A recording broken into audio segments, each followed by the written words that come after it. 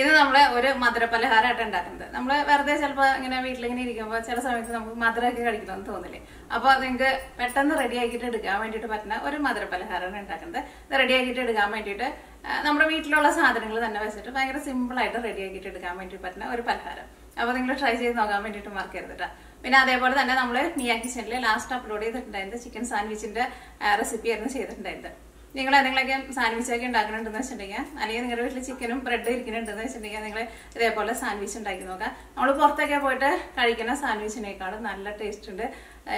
ഞാൻ ആ പറയണ പോലെ നിങ്ങൾ സാൻഡ്വിച്ച് ഉണ്ടാക്കിയിട്ടുണ്ടെന്ന് വെച്ചിട്ടുണ്ടെങ്കിൽ റെഡിയാക്കാനാന്ന് വെച്ചിട്ടുണ്ടെങ്കിൽ ഞാൻ ഒരുപാട് സാധനങ്ങൾ സോസ് അങ്ങനത്തെ സാധനങ്ങളൊന്നും ആവശ്യമൊന്നുമില്ല. പക്ഷെ നല്ല ടേസ്റ്റ് ഉള്ള സാൻഡ്വിച്ചാണ്. അപ്പൊ നിങ്ങൾ അതും ട്രൈ ചെയ്ത് നോക്കാൻ വേണ്ടിയിട്ട് മറക്കരുത് കേട്ടോ. അപ്പൊ ഇത് അങ്ങോട്ട് സമയങ്ങളായിട്ട് തന്നെ നമ്മുടെ മധുരപലഹാരം നമുക്ക് റെഡിയാക്കിയിട്ട് എടുക്കാം. അപ്പൊ ഇത് റെഡിയാക്കാൻ വേണ്ടിയിട്ട് ഞാനിവിടെ ഇതാ ഒരു ഗ്ലാസ് റവ എടുത്തിട്ടുണ്ട്. അപ്പൊ റവ എടുക്കുമ്പോൾ വറുക്കാത്ത റവ വേണോട്ടോ എടുക്കാൻ വേണ്ടിയിട്ട്. കാരണം ഇത് നമ്മള് ഒന്ന് വറുത്തിട്ട് എടുക്കും, നെയ്യില്ല അല്ലെങ്കിൽ ബട്ടറിലോ നമ്മൾ വറുത്തിട്ട് എടുക്കും. അപ്പൊ വറുക്കാത്ത റവ തന്നെ എടുക്കാൻ വേണ്ടിയിട്ട് നോക്കാം. കാരണം അങ്ങനെ വറുത്ത് കഴിയുമ്പോഴായിരിക്കും നല്ലൊരു മണവും നല്ല ടേസ്റ്റ് ഒക്കെ ഉണ്ടാവുക. പിന്നെ 3 ടേബിൾ സ്പൂൺ ബട്ടർ. അതിപ്പോ ഉപ്പുള്ള ബട്ടറോ ഉപ്പില്ലാത്ത ബട്ടറോ ഏത് ബട്ടറായിരുന്നാലും കുഴപ്പമില്ല. ഇതിലേക്ക് നമ്മൾ മധുരത്തിന് വേണ്ടിയിട്ട് ശർക്കരയാണ് എടുക്കുന്നത്. ഞാനിവിടെ 125 ഗ്രാം ശർക്കര എടുത്തിട്ടുണ്ട്. ഈ ശർക്കരയിലേക്ക് നമ്മളൊരു 3 ടേബിൾ സ്പൂൺ വെള്ളം ഒഴിച്ചിട്ട് ഈ ശർക്കര ഒന്ന് അലിയിച്ചിട്ട് എടുക്കണം. പിന്നെ തേങ്ങ എടുത്തിട്ടുണ്ട്. തേങ്ങ അത്യാവശ്യം നന്നായിട്ട് ചേർക്കാം. അപ്പം ഞാനിവിടെ ഇതേപോലെ ഇങ്ങനെ കയ്യിൽ ഒരു 1.5 പിടി തേങ്ങ എടുത്തിട്ടുണ്ട്. പിന്നെ കുറച്ച് തേങ്ങ കൊത്തും എടുത്തിട്ടുണ്ട്. അതിൻ്റെ ഒരു കറക്റ്റ് അളവ് ഞാൻ പറയുന്നില്ല, നിങ്ങളുടെ ഇഷ്ടത്തിനനുസരിച്ചിട്ട് ചേർക്കാം. കാരണം കുറച്ച് കൂടുതൽ നന്നായിട്ട് ചേർക്കാം, അപ്പോഴായിരിക്കും നല്ല ടേസ്റ്റ് ഉണ്ടാവുക. ഇപ്പൊ തേങ്ങ മാത്രം ചേർത്താലും കുഴപ്പമില്ല, തേങ്ങ കൊത്ത് ചേർത്തില്ലെങ്കിലും കുഴപ്പമില്ല കേട്ടോ. പിന്നെ ഞാനിവിടെ ഒരു 3 ടേബിൾ സ്പൂൺ പൊട്ടുകടല എടുത്തിട്ടുണ്ട്. പൊട്ടുകടല എന്ന് വെച്ചിട്ടുണ്ടെങ്കിൽ ഓൾറെഡി റോസ്റ്റ് ചെയ്ത് വരുന്ന കടല ഉണ്ടല്ലോ, ആ കടല കേട്ടാ. ചില സ്ഥലത്ത് പൊരിക്കടല എന്ന് പറയുന്നോളും, നമ്മളിങ്ങനെ വെറുതെ വായിലിട്ടിട്ട് കുറച്ച് കഴിക്കില്ല അത്. പിന്നെ കുറച്ച് കശുവണ്ടി എടുത്തിട്ടുണ്ട്, കുറച്ച് ബദാം എടുത്തിട്ടുണ്ട്. അതൊക്കെ നിങ്ങളുടെ ടേസ്റ്റിനനുസരിച്ചിട്ട് ചേർക്കാം. ഇനി നിങ്ങൾക്ക് ഉണക്കമുന്തിരി വേണമെന്ന് വെച്ചിട്ടുണ്ടെങ്കിൽ ഉണക്കമുന്തിരിയും കൂടിയിട്ട് ചേർക്കാം. പിന്നെ കുറച്ച് പാലും വേണം. അപ്പൊ പാല് എടുക്കുമ്പോ ഇളം ചൂടുള്ള പാൽ എടുക്കുക. ഇനിയിപ്പോ പാല് നിങ്ങൾക്ക് ചേർക്കണ്ട എന്ന് വെച്ചിട്ടുണ്ടെങ്കിൽ വെള്ളം ചേർത്തിട്ട് നമ്മള് പുട്ടിന്റെ പൊടി നനച്ചിട്ട് എടുക്കണ പോലെയാണ് നനച്ചിട്ട് എടുക്കുന്നത്. അപ്പൊ ഒന്നല്ലെങ്കിൽ ഇളം ചൂടുള്ള വെള്ളം ചേർത്തിട്ട് നനച്ചിട്ട് എടുക്കുക, അല്ലെങ്കിൽ പാല് ഇളം ചൂടുള്ള പാല് ചേർത്തിട്ട് നനച്ചിട്ട് എടുക്കുക. അതിനൊരു കറക്റ്റ് അളവ് ഞാൻ പറയണില്ല. സാധാരണ നമ്മൾ പുട്ടിന്റെ പൊടി നമ്മൾ നനച്ചിട്ട് എടുക്കില്ലേ, അതേപോലെ കുറേശ്ശെ പാല് അല്ലെങ്കിൽ വെള്ളം കൂടി ചേർത്തിട്ട് പുട്ടിന്റെ പൊടിയുടെ ഒരു നനവ് ആ പരുവത്തിൽ നനച്ചിട്ട് എടുക്കണം. പിന്നെ 3 ടേബിൾ സ്പൂൺ പാൽപ്പൊടി എടുത്തിട്ടുണ്ട്. അപ്പൊ പാൽപ്പൊടി നിങ്ങളുടെ അടുത്ത് ഉണ്ടെന്ന് വെച്ചിട്ടുണ്ടെങ്കിൽ ചേർക്കുക, ഇല്ലാണ്ട് ഉണ്ടാക്കിയാലും ടേസ്റ്റ് ഉണ്ടാവും. പക്ഷെ പാൽപ്പൊടിയും കൂടിയും ചേർത്തിട്ടുണ്ടെന്ന് വെച്ചിട്ടുണ്ടെങ്കിൽ കുറച്ചും കൂടി നല്ലൊരു ടേസ്റ്റ് ഉണ്ടാവും. പിന്നെ റവയും പാൽപ്പൊടിയും തമ്മിൽ നന്നായിട്ട് ചേർന്ന് പോകണമെന്നാണ്.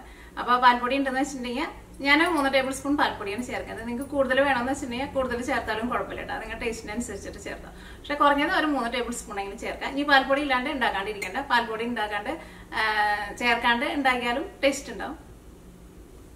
പിന്നെ ടേസ്റ്റിന് വേണ്ടിയിട്ട് കുറച്ച് ഏലക്കായയും കൂടിയിട്ട് ചേർക്കണുണ്ട്. അപ്പോൾ ഇത്രയും സാധനങ്ങൾ മാത്രമേ നമുക്കിത് റെഡിയാക്കാൻ വേണ്ടിയിട്ട് ആവശ്യമുള്ളൂ. അപ്പോൾ ഫസ്റ്റ് നമുക്ക് റവ ഒന്ന് വറുത്തെടുക്കാം. അപ്പോൾ പാൻ നന്നായിട്ട് ചൂടായിട്ടുണ്ട്. ഇതിലേക്ക് 2 ടേബിൾ സ്പൂൺ ബട്ടർ ചേർക്കാം. ഒരുപാട് കൂട്ടി വെച്ചിട്ട് ബട്ടർ കരിച്ച് കളയരുത്. ഈ ബട്ടറിന് പകരം നെയ്യ് ആയാലും കുഴപ്പമില്ല കേട്ടോ. എൻ്റെ അടുത്ത് നെയ്യ് ഇല്ലാത്തതുകൊണ്ടാണ് ബട്ടർ എടുക്കുന്നത്. നെയ്യിക്കാണ് കുറച്ചും കൂടി നല്ലൊരു ഫ്ലേവർ ഉണ്ടാവും. അപ്പോൾ നെയ്യ് ഉണ്ടെന്ന് വെച്ചിട്ടുണ്ടെങ്കിൽ നെയ്യ് തന്നെ എടുത്തോ. ഇതിലേക്ക് നമുക്ക് ഒരു ഗ്ലാസ് റവ ചേർക്കാം.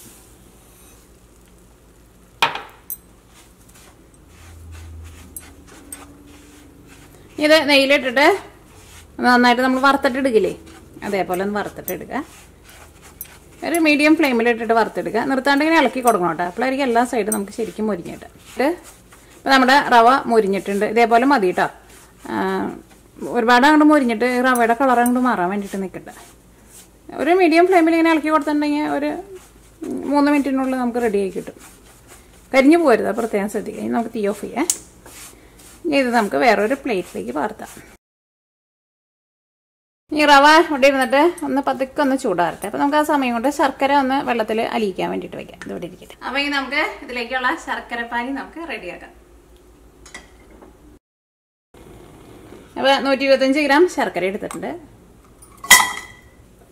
ഇതിലേക്ക് ഒരു 3 ടേബിൾ സ്പൂൺ വെള്ളം ചേർക്കാം. അത്രയ്ക്ക് വെള്ളം മതിയോ നമുക്ക്.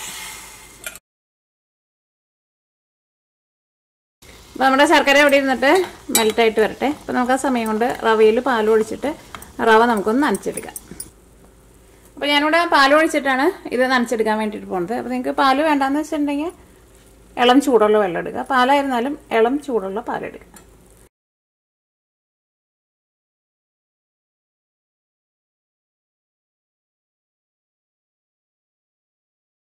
അപ്പോൾ നമ്മളിതൊന്ന് നനച്ചെടുത്തിട്ടുണ്ട്. പുട്ടിൻ്റെ പൊടി നനച്ചെടുക്കണ പോലെ നനച്ചെടുക്കുക. ഇനി ഇത് നമുക്കൊന്ന് ആവി കയറ്റിയിട്ട് എടുക്കണം. അപ്പോൾ ഈ ആവിയിൽ വേവിക്കാൻ വേണ്ടിയിട്ട് ഞാനിവിടെ ഒരു സ്റ്റീമർ എടുത്തിട്ടുണ്ട്. ഇത് മൂടിക്കട്ടെ. നന്നായിട്ടൊന്ന് ആവി വരണം. അല്ലെങ്കിൽ ഇഡ്ഡലി പാത്രത്തിൻ്റെ തട്ടിലാണ് ഇടണമെന്ന് വെച്ചിട്ടുണ്ടെങ്കിൽ ഓട്ടയുണ്ടല്ലോ, അപ്പോൾ ഒരു തുണിയിൽ വേണം കേട്ടോ ഇടാൻ വേണ്ടിയിട്ട്. അല്ലാണ്ട് നേരിട്ട് ഇടരുത് കേട്ടോ, അറിയാണ്ട് നിങ്ങൾ ഇടരുത്. നമ്മുടെ ശർക്കര എല്ലാവരും മെൽറ്റായിട്ടുണ്ട്. പിന്നെ ഈ ശർക്കര മെൽറ്റായി കഴിഞ്ഞിട്ടുണ്ടെങ്കിൽ പ്രത്യേകം ശ്രദ്ധിക്കുക, പിന്നെയും കുറേ നേരം ഇട്ട് ചൂടാക്കരുത് കേട്ടോ. അപ്പോൾ ഇതൊരു നൂൽപ്പരുവൊക്കെ ആവും. അങ്ങനെ നൂൽപ്പരുവായിട്ടുണ്ടെന്ന് വെച്ചിട്ടുണ്ടെങ്കിൽ നമ്മൾ ഈ ശർക്കര പാനി നമ്മുടെ മിക്സിങ്ങിലേക്ക് ഒഴിക്കുമ്പോൾ അതിങ്ങനെ ഭയങ്കര ഹാർഡായിട്ട് വരും കേട്ടോ. നമ്മൾ തീ ഓഫ് ചെയ്യണം. നന്നായിട്ട് ആവി വരുന്നുണ്ട്. സാധാരണ നമ്മൾ പുട്ടൊക്കെ വേവിക്കാൻ വേണ്ടിയിട്ട് വെക്കില്ല, അത്രയ്ക്ക് സമയം വെച്ചാൽ മതി. ഇതിൻ്റെ ഉള്ളിൽ നിന്ന് നന്നായിട്ട് ആവി വന്നിട്ടുണ്ട്. ഇനി നമുക്ക് തീ ഓഫ് ചെയ്യാം. അപ്പോൾ ഈ നമ്മുടെ പാൻ നമുക്ക് കൂടി ഒന്ന് ചൂടാക്കാം. ഇനി നമ്മൾ 2 ടേബിൾ സ്പൂൺ ബട്ടറും കൂടിയിട്ട് ഇരിക്കുന്നുണ്ടല്ലോ, അതും കൂടിയിട്ട് ഇതിലേക്ക് ചേർക്കാം. നമ്മൾ നേരത്തെ 2 ടേബിൾ സ്പൂൺ റവ വറുക്കാൻ വേണ്ടിയിട്ട് എടുത്തല്ലോ. ബട്ടർ തന്നെ വേണമെന്ന് നിർബന്ധമില്ല കേട്ടോ, നെയ്യിൽ ചെയ്താലും മതി. നെയ്യ് ഉണ്ടെന്ന് വെച്ചിട്ടുണ്ടെങ്കിൽ നെയ്യിൽ ചെയ്യാതാണ് ടേസ്റ്റ്. ഇനി ഇതിലേക്ക് പൊട്ടുകടല ചേർക്കാം. പിന്നെ എൻ്റെ കശുവണ്ടിയും പിന്നെ ബദാമും ഓൾറെഡി ഇവിടെ റോസ്റ്റ് ചെയ്തേക്കുന്നതാണ്. കശുവണ്ടി റോസ്റ്റ് ചെയ്തേക്കുന്നതാണ്, ബദാം ഞാൻ റോസ്റ്റ് ചെയ്യുന്നില്ല. അതൊക്കെ കൂടി ഇതിൻ്റെ കൂടെ ഇട്ടിട്ട് നിങ്ങൾക്ക് വേണമെന്ന് വെച്ചിട്ടുണ്ടെങ്കിൽ റോസ്റ്റ് ചെയ്തിട്ട് എടുക്കാം. ഇത് ഓൾറെഡി റോസ്റ്റ് ചെയ്തേക്കുന്നതാണ്, പക്ഷേ നെയ്യിലിട്ടിട്ട് ഒന്നുകൂടി നന്നായിട്ടൊന്ന് ചൂടാക്കുക. അപ്പോൾ കുറച്ചുകൂടി നല്ലൊരു ഫ്ലേവർ കിട്ടും. തേങ്ങ ചേർക്കാണ്.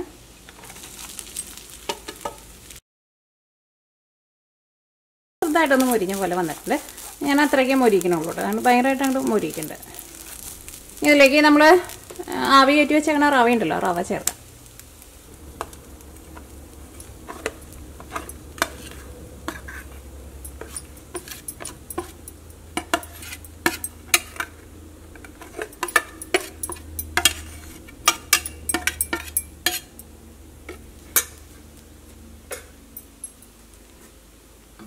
ഇതിലേക്ക് 3 ടേബിൾ സ്പൂൺ പാൽപ്പൊടി. ഈ പാൽപ്പൊടി നിങ്ങളുടെ അടുത്ത് ഉണ്ടെന്ന് വെച്ചിട്ടുണ്ടെങ്കിൽ ചേർക്കാം, ഇല്ലെങ്കിൽ ചേർക്കാണ്ട് ഉണ്ടാക്കിയാലും നല്ല ടേസ്റ്റ് ഉണ്ടാവും.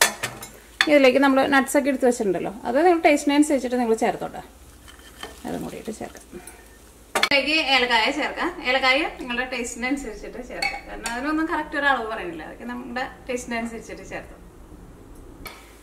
തീ ഞാനിവിടെ ലോ ഫ്ലെയിമിലാണ് വെച്ചേക്കുന്നത്. ഇതെല്ലാം കൂടിയിട്ട് നന്നായിട്ട് ഒന്നുകൂടി ഒന്ന് മിക്സ് ചെയ്യാം.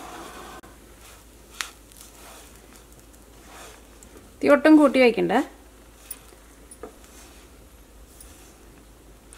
ഇനിയിപ്പോൾ നിങ്ങളുടെ അടുത്ത് ശർക്കര ഇല്ലയെന്ന് വെച്ചിട്ടുണ്ടെങ്കിൽ ശർക്കരയ്ക്ക് പകരം ഇതിലേക്ക് പഞ്ചസാര ഇട്ടിട്ട് മിക്സ് ചെയ്തിട്ട് അങ്ങനെ വേണമെന്ന് വെച്ചിട്ടുണ്ടെങ്കിൽ അങ്ങനെ കഴിക്കട്ടെ. നമ്മൾ ശർക്കരയാണ് ഇതിലേക്ക് മിക്സ് ചെയ്യാൻ വേണ്ടിയിട്ട് പോകുന്നത്.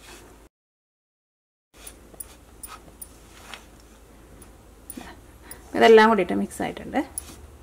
ഇത് കുറച്ച് വലിയൊരു തേങ്ങ കൊത്തുണ്ട്, മാറ്റട്ടെ. ഇത് കുറേശ്ശെ ഒഴിച്ചിട്ട് അത് നമുക്ക് മിക്സ് ചെയ്തിട്ട് എടുക്കാം.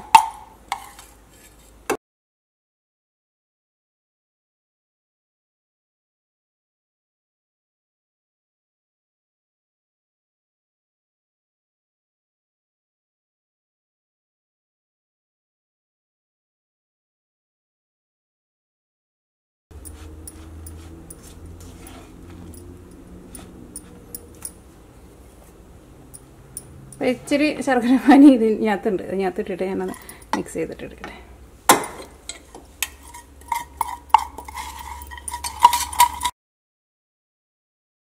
ശർക്കര പാനി ഇതിനകത്ത് നന്നായിട്ട് മിക്സ് ആയിട്ടുണ്ട്.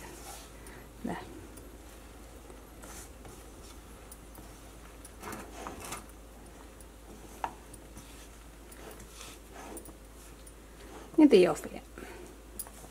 അപ്പോൾ ഇത് നമുക്ക് വേറൊരു പ്ലേറ്റിലേക്ക് പാത്രം, ഇത് നമ്മൾ തേങ്ങ എടുത്തിരുന്ന പാത്രം കേട്ടോ. ഞാനിപ്പോൾ കഴുകണില്ല, കാരണം കഴുകിയില്ലെങ്കിൽ കുഴപ്പമില്ല, തേങ്ങ എടുത്ത പാത്രമാണല്ലോ.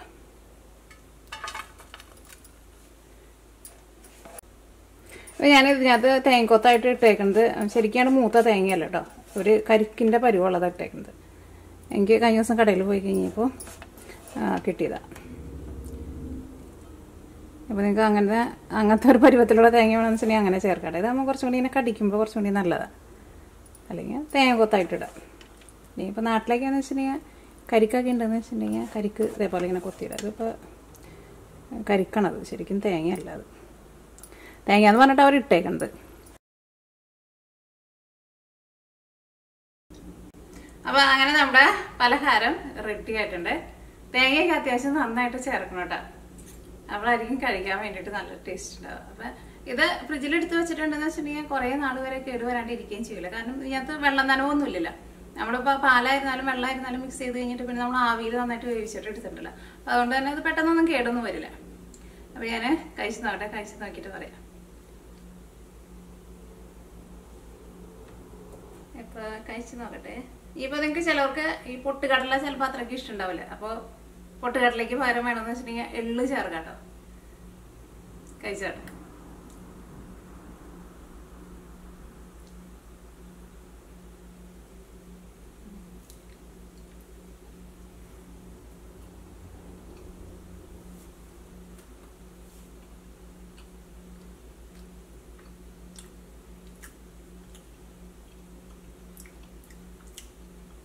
കഴിച്ചോട്ടെ.